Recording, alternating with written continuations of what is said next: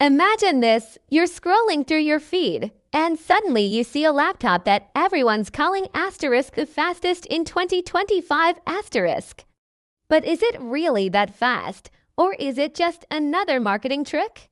Today, I've got my hands on this beast right here, still sealed and touched straight from the factory, and I am going to be one of the first people in the world to unbox it and put it to the test. No fancy studio setup, no sponsorship, just raw, honest first impressions. Let's find out if this machine can actually live up to the hype. For a better experience, I'd suggest watching this on YouTube TV if you can. You can almost hear the box calling to be opened. The packaging feels incredibly premium, the seal completely untouched. Let's break it. Ah, that's the sound every tech lover lives for. The moment you lift the lid was so much thinner than I expected. The matte finish looks elegant, almost futuristic, and it feels lighter than any gaming laptop I've ever held before. Let's get a first touch on the keyboard. Smooth, solid feedback. And that screen is ultra bright, with almost no bezels. It already feels like the next generation of laptops is here. Now for the moment of truth. Let's power it on. The boot time is unbelievably fast. The logo flashes for barely 2 seconds, and boom, we're at the desktop, ready to go. I'm not exaggerating. It feels like a phone waking up from sleep mode. Now let's see how it handles some real tasks. I'm opening multiple Chrome tabs, a 4K video editing software, a background render, and Spotify playing all at the same time, and there's still no lag. No fan noise. That is absolutely insane.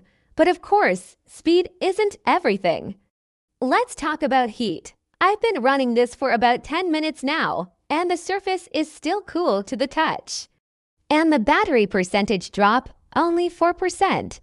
That's incredibly impressive for this level of performance. At this point, you start to realize that maybe, just maybe, this really could be the fastest laptop of 2025.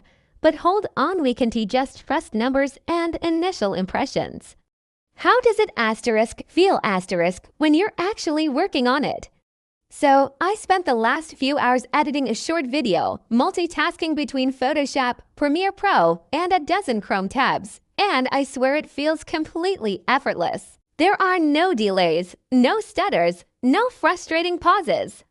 Even exporting a 4K file took literally half the time compared to last year's model. That's not just an improvement, that's a statement. If you haven't seen the previous episode where we unboxed the 2024 version of this same brand, you should definitely watch it after this one. You'll see exactly how far they've come in just 1 year, and trust me, it'll make you appreciate what this new device can really do. The leap in performance is just staggering. Okay, let's push it even harder. Time for a gaming test. Ultra settings, ray tracing on. The FPS stays completely stable, the cooling system is silent, and honestly, I'm kind of shocked. Usually, laptops this slim get loud and hot after just a few minutes of intense gaming. But this one, it's as quiet as a whisper. I don't know what kind of cooling magic they used here, but whatever it is, it's working wonders. I'm also noticing something subtle but really important: the speakers. The soundstage is wide, clear, and surprisingly bassy. There's no distortion even when I crank it to max volume. This really feels like a complete ground-up redesign, not just a minor refresh with a new processor. They've rethought every part of the experience. As we get toward the end of this 10-minute journey, I can confidently say this laptop isn't just fast. It's completely redefining what performance laptops should feel like. It's powerful, quiet, cool, and beautifully designed. But the real question remains, is it worth the undoubtedly high price tag? Well, that's exactly what I'll be testing over the next few days: battery life under heavy use, long-term thermal performance, and how it holds up during real-world editing projects. Everything that matters beyond the initial benchmarks. So, should you buy it right now, or should you wait?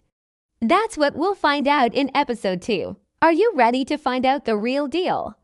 This next part is a little more mysterious. Watch until the end, and if you enjoyed it, please click that subscribe button. And I'd love to hear from you. Write in the comments which product you'd most like me to dedicate an episode to and explain in detail. Don't forget to share this useful content with a friend so they can benefit from it too. Thanks for watching.